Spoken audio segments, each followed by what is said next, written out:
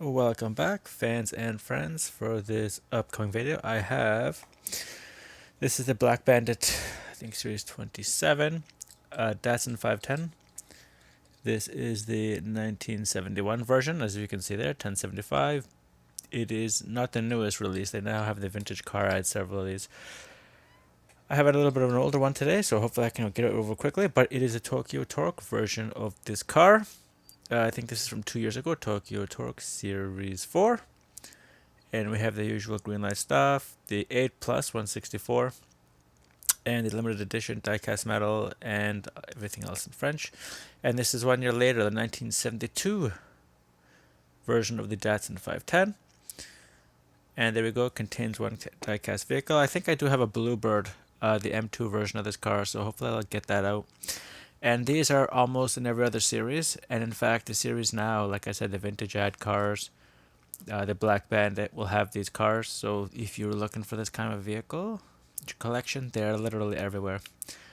And as we can see, this series itself, the number 4, had two 510s in the same series. So it also had two 2000 GTRs in the same series. So I really do think that this one was a letdown because the hood doesn't open. Well, at least mine doesn't. So, and like I said, I really love this vehicle. I got it in the hobby shop, and I really liked it. So, okay, so it's 2018, so this is 5 years ago, and we see that in R35, Tokyo Skyline, and Nissan as well as Goodyear, because these are literally all Nissan products. So, I mean, the only other products I know they have are the Toyota vehicles, a bunch of them. So, I mean, and Hondas, there's a few Hondas as well. Anyway, we have their Goodyear for the tires. I don't believe that there are Goodyear tires on this vehicle. Probably not, but because the tires don't say anything, there's no way to know. So, without any other delay, I'm going to go ahead and get it out of its package. Like I said, it's the 1 year newer model, and I'm hoping that, because I really did like the ski rack version equipped here, and as usual, we all know it comes with this little insert that tells us what kind of vehicle it is.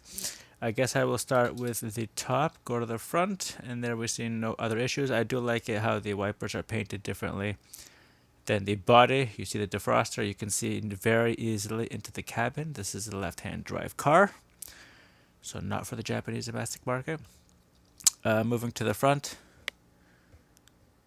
we have Datsun written on the front there, which is really nice.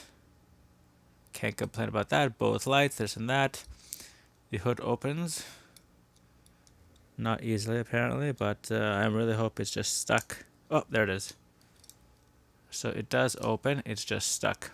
Anyway, I will leave it open for now, and we'll get it towards the end. The bumper is a little bit off. We can see on the left side it's higher up than the right side. But other than that, everything seems to be in place. Lights painted nice. I guess because I sort of moved in, we will just take a look at the engine. Extremely similar to the other one, but I like it how they have decided to paint this blue and silver on top of the black so you can differentiate all the parts. Moving to the right side,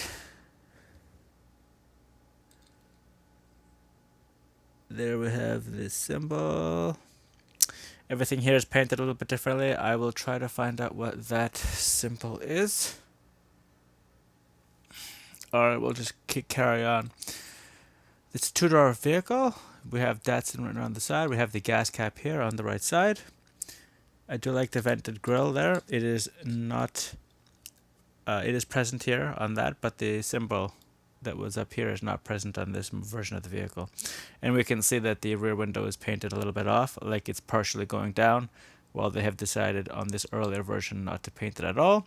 And it does look better because here it looks like the window is going down but didn't quite make it. And then just contrast it to that side where it was done properly. Anyway,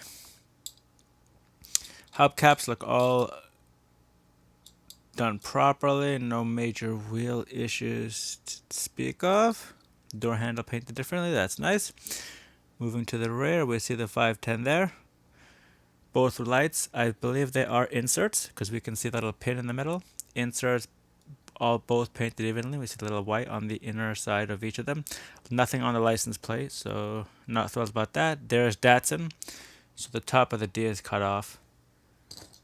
It was not cut off for this one. You can see the difference there.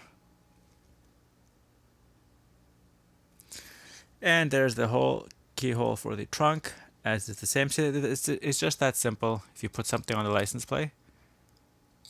But if you don't do it, it just looks stupid. But however, just bear in mind the 1972 does not have it at all. Well, for some unknown reason, the 1971 has it.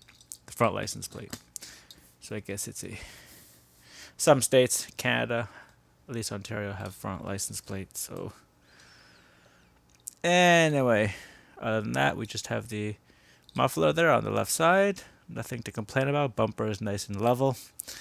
And the left side is extremely similar. Once again, with the symbol at the top there, the louvers down there. Datsun, but no gas cap, obviously. And there's the indicators. And now just finally, the underside of the vehicle. The 5-digit code for the limited edition, scaring people into thinking it is a 10,000 series vehicle. And then the only other important thing we need to know is it says 1972 Datsun 510, nothing else special. But then the production number, which is, I'm afraid I don't see one. So I guess this is the era before we know that Greenlight printed the production number date of the car's manufacturer. So for example, this is the 281st day of 2018. The 14562M is exactly the same. Everything else here is the same. 2017, so this was only made a year before its release. And then there is the transfer case for the drive shaft, because it's a front-wheel drive car. And there's the exhaust. And then there's the pin where they put it. We have a front splitter there, which is nice. It is not present on the Black Bandit version. So we can see that's where it would go. And obviously it is a part of the top piece of the car. Sorry, it is a part of the... Yeah, I think it's the bottom part. So perhaps they have two different molds of this vehicle. But as we can see there, it is not present on the Black Bandit. So you are getting something a little bit different. Getting the Black Bandit or getting this one. It's just slight changes. And then finally, to end this video, I will do an engine comparison. Like I said, the best part about these vehicles is you're paying a lot for them.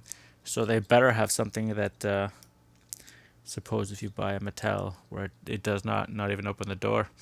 But you can see the Black Bandit that just does the silver on black, while the Tokyo Torque does the blue with silver on black under beige. So it's nice and easy to see. So the only thing I have left to do is the roll test. For the we-wheel drive with the hood closed. And there we have it. The car zips along. I believe the other one did as well. So these Datsun 510s, they are a reliable source of rolling / decent quality in terms of what you're getting. If you love the car, you can't go wrong with Greenlight. Like I said, they have them in almost every other series. And in fact, like I said, this Series 27 Black Bandit with the vintage cut adds Series 7 and 6. And the hobby shop all have the Datsun 510. I will finish up this video just reminding you this is the Tokyo Torque Series 4 Datsun 510 from 1972. This is Tumnus from Toronto, and till the next one.